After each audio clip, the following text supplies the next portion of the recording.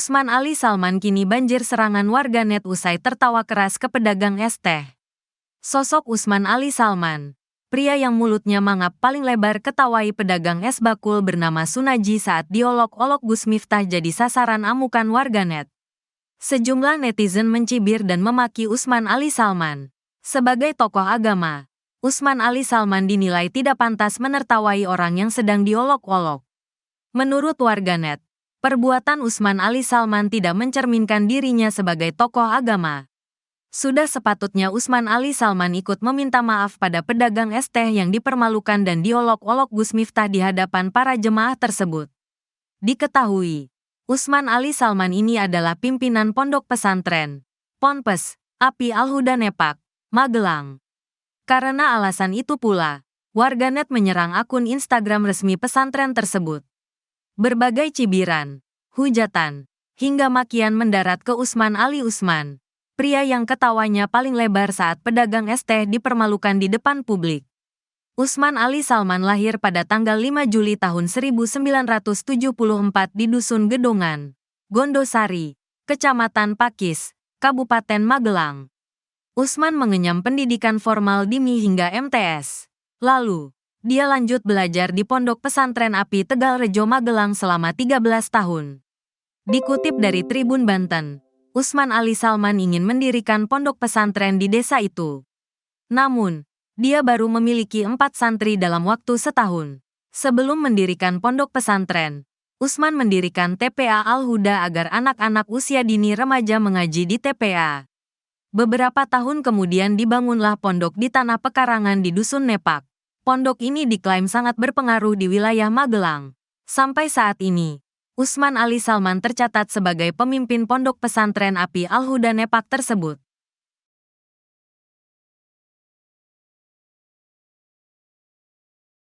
Usman Ali tak kunjung muncul usai heboh Gus Miftah permalukan penjual es teh.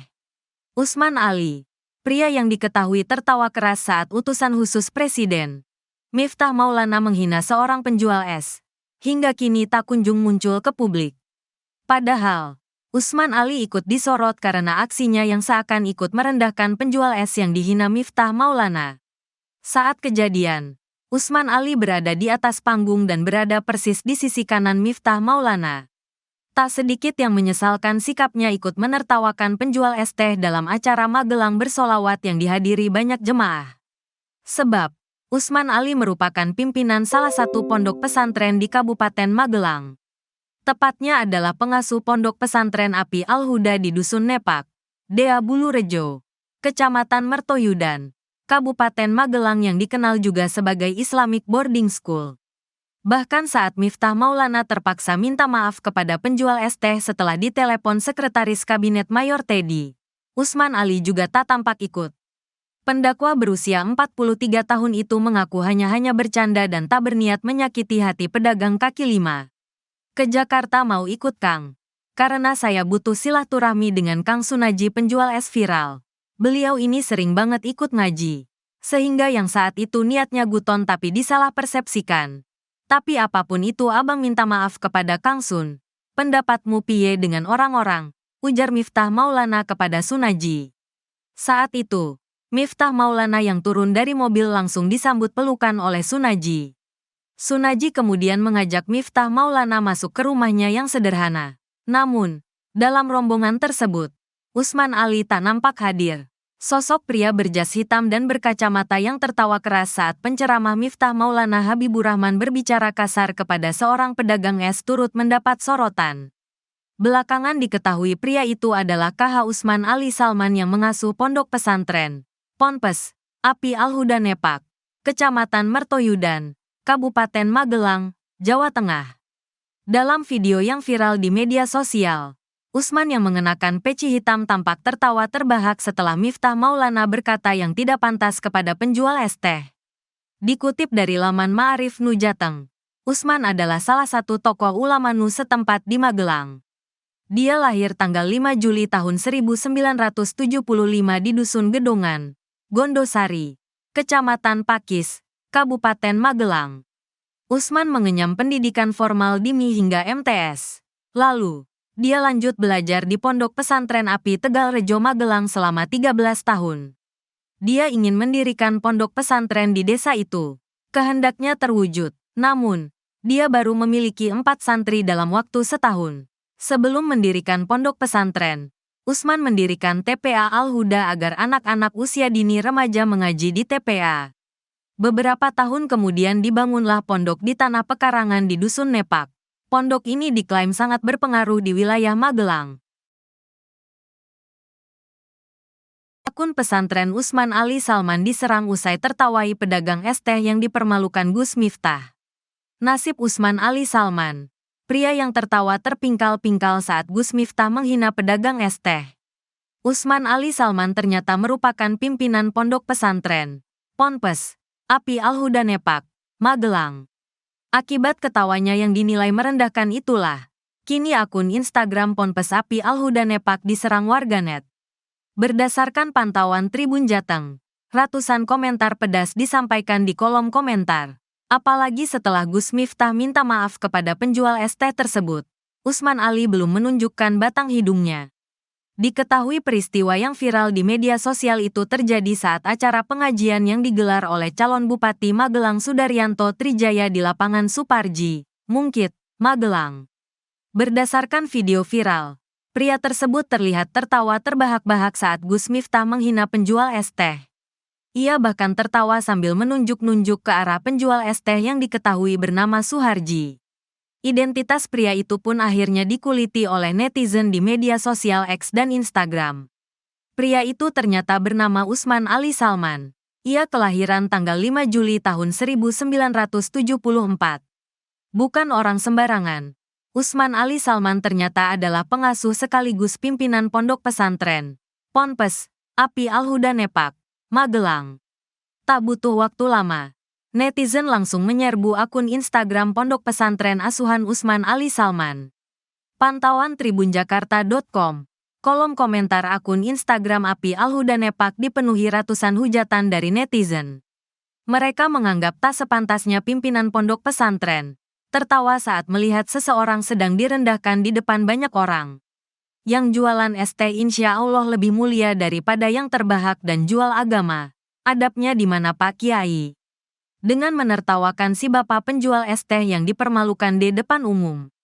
Puas Pak, seneng bener ketawa ente bos. Mempermalukan saudara seiman di depan banyak orang seperti itu. Apa Islam memperbolehkan seperti itu bos?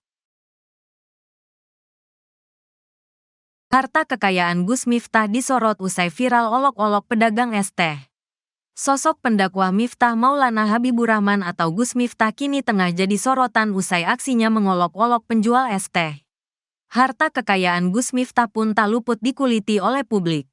Diketahui, aksi Gus Miftah dinilai mempermalukan seorang pedagang es teh bernama Sunaji dalam acara pengajiannya pada tanggal 20 November tahun 2024. Dalam video beredar di media sosial, awalnya Gus Miftah tengah berinteraksi dengan jemaahnya. Kemudian, para jemaah meminta agar Gus Miftah memborong semua dagangan penjual es teh tersebut.